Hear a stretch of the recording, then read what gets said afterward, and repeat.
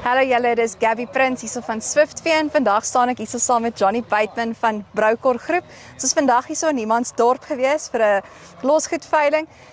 Oom, maar enigiets bietjie meer vertel van hoe hierdie veiling afgeloop het. Ek dink Gabby, dit het baie goed afgeloop. Ons is baie dankbaar. Baie dankie vir al die Swiftvee kliënte wat ingeskakel het.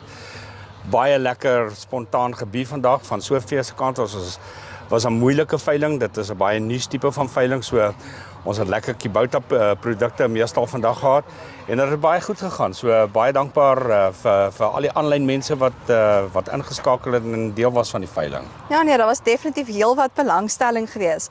Maar nou gepraat van belangstelling, is daar enige nog interessante veilings waarna toe die mense kan uitsien oor die volgende? Kyk, almal wil mos nou op vakansie gaan, nou wil gaan rus. So, maar volgende week, donderdag en Vrydag in Bloemfontein, het ons Ronnie Rob, dit is 'n scrapyard, 'n ou scrapyard, wat ons die eiendom gaan opveil, maar ook al die los engines en daar's trokke en trailers en daar's forklifts en sulke tipe van goederes wat op hierdie veiling gaan hê. Dis 'n closure auction, so alles moet verkoop, so jy moet daai een nie mis nie.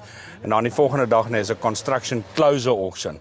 So lots of tippers, yellow metal, all up for grabs. That's next week, Thursday and Friday.